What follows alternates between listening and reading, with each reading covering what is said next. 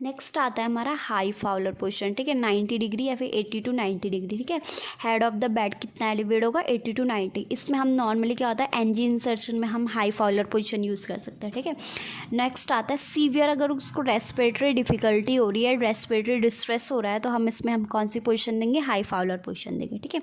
Most important question आता है इसमें, एक टर्म आता है ऑटोनॉमिक हाइपर डिस्रिफ्लेक्सिया, ठीक है।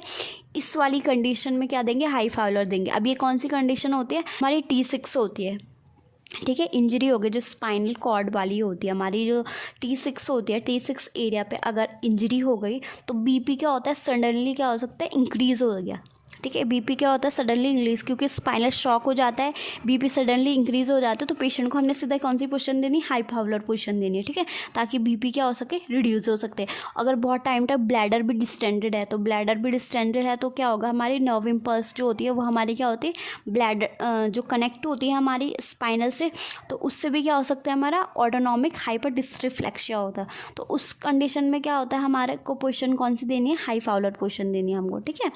नेक्स्ट आता है पल्मोनरी एडिमा या फिर हार्ट फेलियर की कंडीशन है, पेशेंट क्या होता है हाइपर वॉल्यूमिक की कंडीशन में, तो हाइपर वॉल्यूमिक की कंडीशन में क्या होगा, तो हार्ट पे भी लोड पड़ेगा और ऊपर से बॉडी में क्या है, पूरी एडिमा है, हार्ट पे लोड पड़ेगा, लंग्स पे लोड पड़ेगा, तो उसकी वजह से क्या होगा, रेस्पिरेटरी डिस्ट्रेस होगा। तो रेस्पिरेटरी डिस्ट्रेस होगा, उसकी वजह से क्या होगा, पेशेंट का डिस्निया होगा।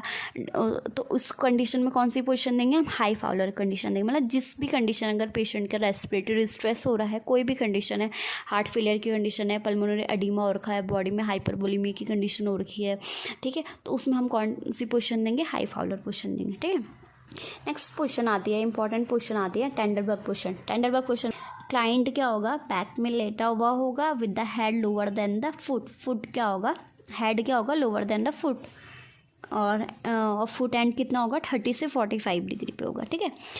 नॉर्मली आपको पता ही है इसको कौन सी उसमें यूज़ कर सकते, जैसे हमने सर्जरी करनी है पेल्विक ऑर्गन की सर्जरी करनी है, इधर है ना पेल्विक ऑर्गन, उनकी सर्जरी करनी है, या फिर शॉक के ट्रीटमेंट में, शॉक में हम कर सकते हैं ताकि जो वीनस रिटर्न हो वो हो सके, ठीक है। तो उस कंडीशन में हम ये वाली टेंडरबर्ग पोजीशन दे सकते हैं, क्योंकि ताकि जितना भी हमारा मतलब जो भी सर्कुलेशन हो वो हमारा क्या हो, हार्ट की तरफ जाए, ठीक है, ताकि शॉक की कंडीशन में हम क्या कर सकते हैं, इस पोजीशन को दे सकते हैं।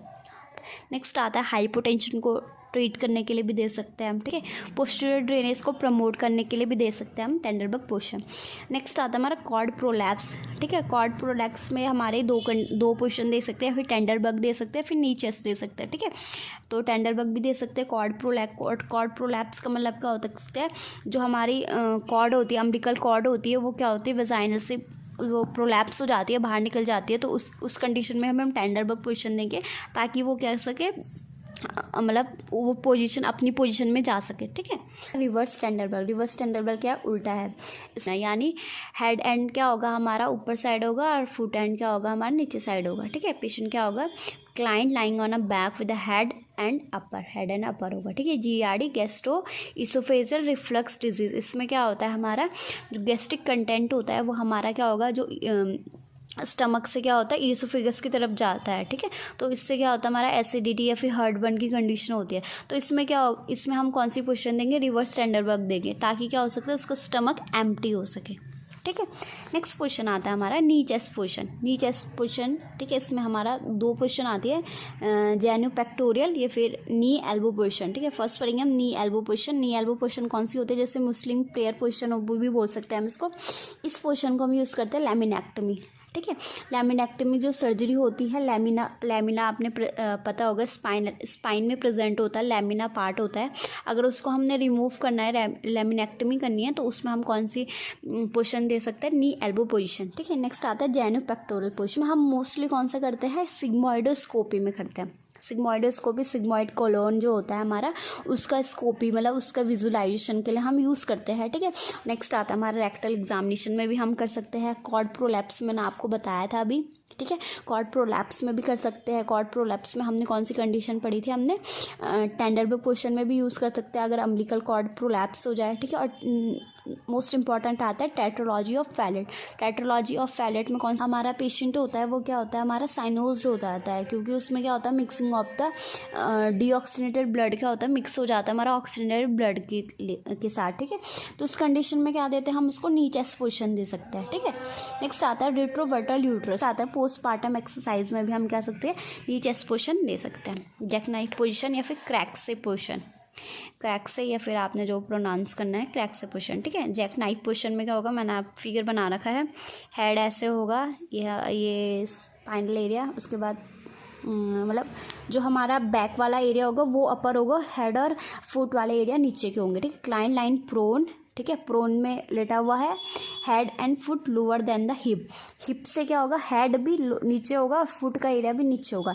इसमें हम जो कॉक्सिक्स सर्जरी होता है उसमें यूज़ कर सकते हैं, ठीक है। कॉक्सिक्स एरिया हमारा इधर है, ठीक है, बैक साइड में, तो हम इसमें हम क्या कर सकते हैं, यूज़ कर सकते हैं जैक नाइफ पोजीशन, ठीक है। आपको समझ में आ रहा है, okay.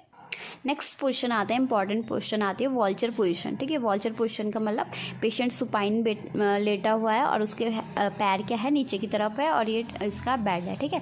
Patient line with supine with the lower extremity fall over the edge of the extremity, examination table से क्या होगा कि एज से क्या होगा, फॉल डाउन होगा, ठीक है।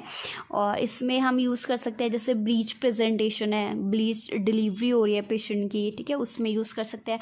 फॉरसेप्स डिलीवरी हो रही है, उसमें हम यूज़ कर सकते हैं, ठीक है। जो पेरिनियम मसल्स होती है उसको रिलैक्स करने में हम क्या कर सकते हैं, वॉल्चर पोजीशन को यूज़ कर सकते हैं, ठीक है। नेक्स्ट आती है हमारी लिथोटॉमी पोजीशन।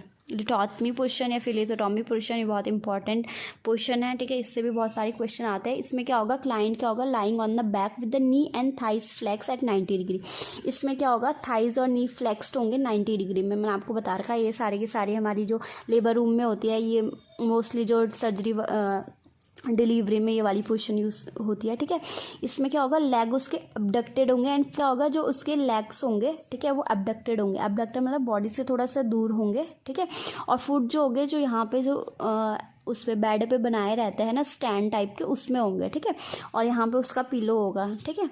और यूजेस किस में होगा, जैसे हमारे जेनाइटो यूरिनरी एग्जामिनेशन करना है, ठीक है, सर्जरी हो गई जितनी भी हमारी जेनाइटो यूरिनरी, उसमें यूज़ कर सकते हैं।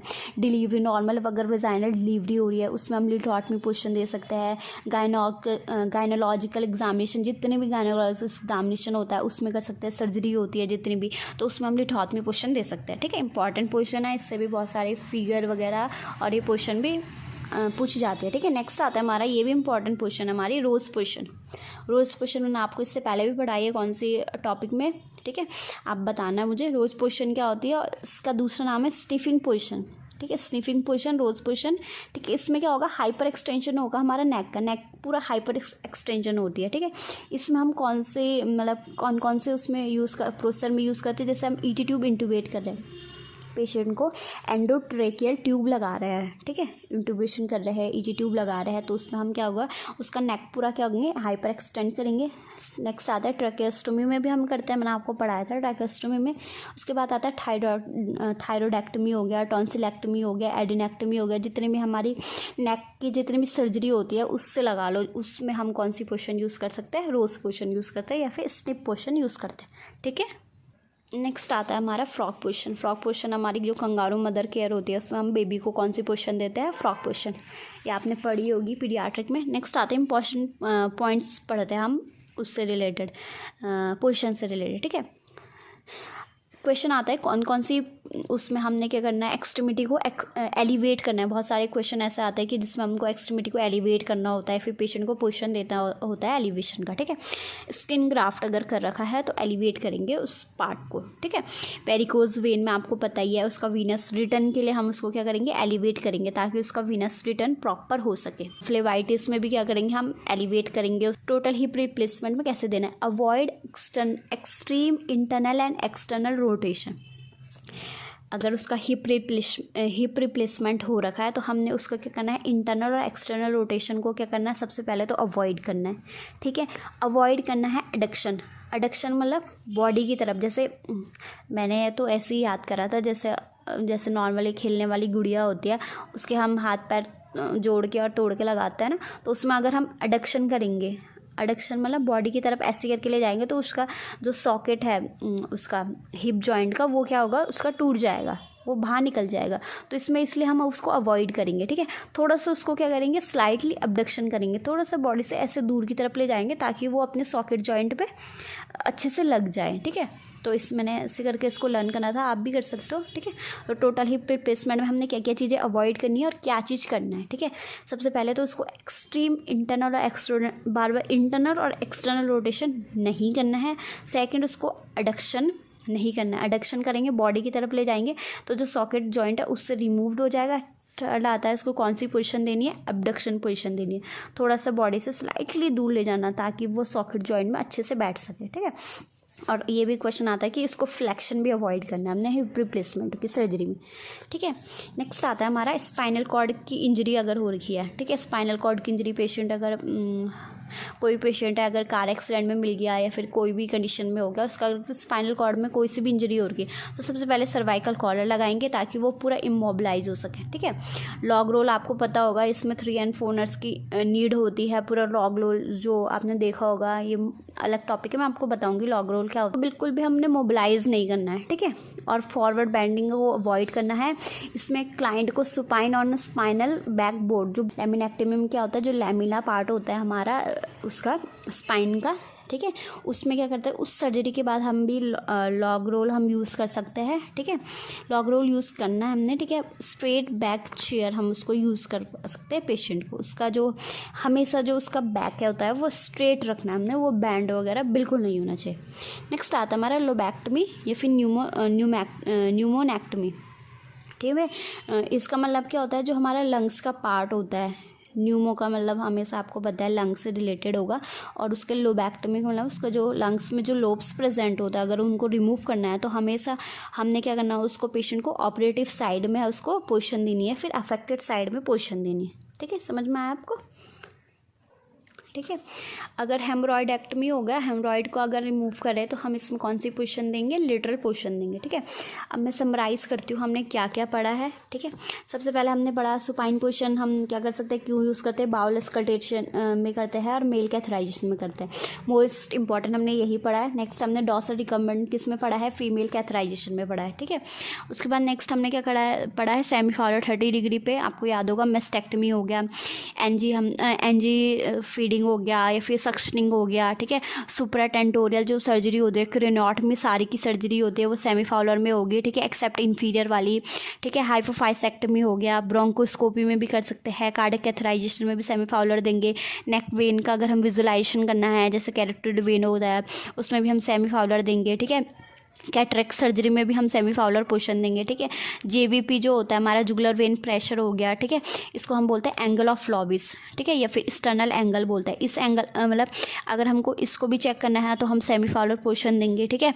उसके बाद नेक्स्ट आता है हमारे फाउलर पोजीशन। फाउलर पोजीशन हमारा जो CVP सेंट्रल वीनस प्रेशर होगा उसका मेजरमेंट करना है, उस पर देंगे। सेंट्रल वीनस प्रेशर हमने कैसे बोला था कि 4th इंटरकोस्टल पे देंगे हम, राइट साइड में चेक करेंगे मिड एक्सिलरी लाइन पे, ठीक है। तो हम फाउलर में करेंगे। उसके बाद हाई फाउलर में कब देंगे, 90 डिग्री में एनजी इंसर्शन करना है हमें, ठीक है। ऑटोनॉमिक डिसरिफ्लेक्सिया हो गया बीपी को कम करने के लिए, क्योंकि इसमें क्या हो जाता है बीपी बहुत ज़्यादा बढ़ जाता है। T6 पे अगर इंजरी हो रखी है उस टाइम पे होगा। नेक्स्ट आता है हमारा टेंडरबर्ग। टेंडरबर्ग में कब देंगे हम, पेल्विक सर्जरी कर रहे हैं तब देंगे। कॉर्ड प्रोलैप्स में भी टेंडरबर्ग देंगे।